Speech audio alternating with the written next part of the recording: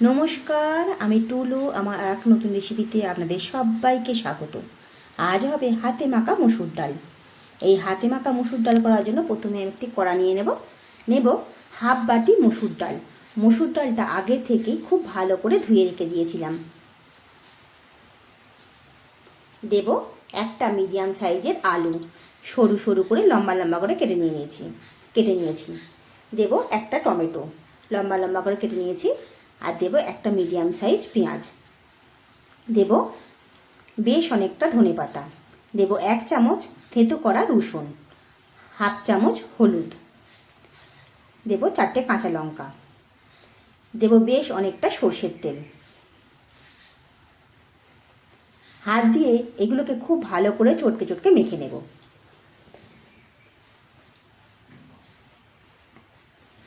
খুব ভালো করে মাখা হয়ে গেছে। এবারে গ্যাসে আমি বসিয়ে দেব। এবারে এটা একটু হালকা ভেজে নেব।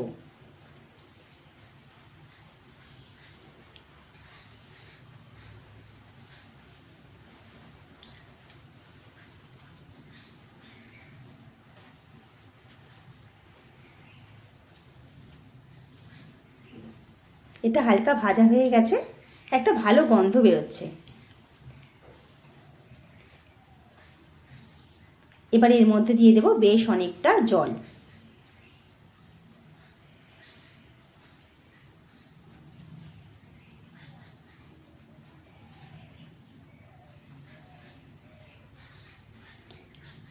খুব ভালো করে সব কিছু মিশিয়ে নেব।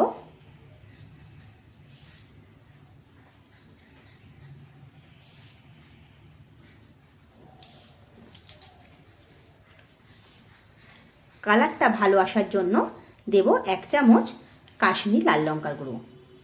আবারও খুব ভালো করে মিশিয়ে নেব।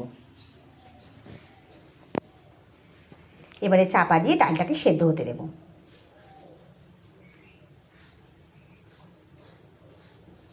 দেখুন ডালটা অনেকটা সেদ্ধ হয়ে গেছে।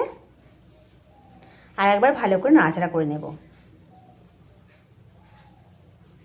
আলুগুলোও খুব ভালো করে সেদ্ধ হয়ে গেছে, আর টমেটোটাও সেদ্ধ হয়ে গেছে।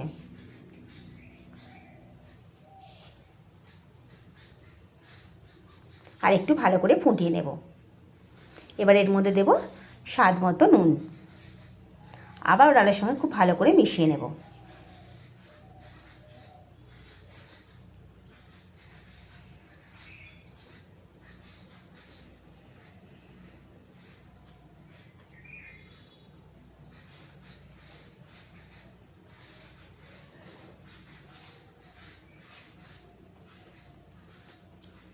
এবারে একদিকে একটা ছোট কড়া বসিয়ে দেব।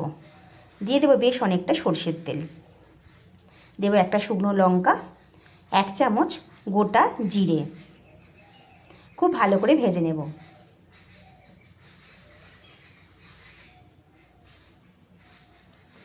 খুব ভালো করে ভাজা হয়ে গেছে। এবারে এটা আমি ডালের মধ্যে দিয়ে দেব।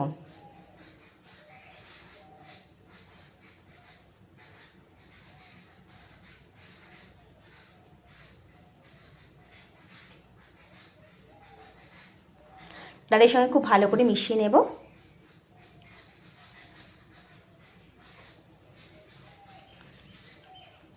আর একটু ভালো করে ফুটিয়ে নেব।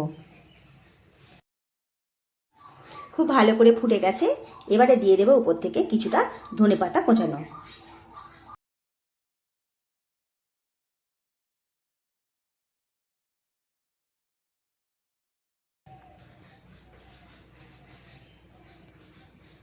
আমার হাতে মাখা ডালটা হয়ে গেছে। এবার এটা আমি নামিয়ে নেব।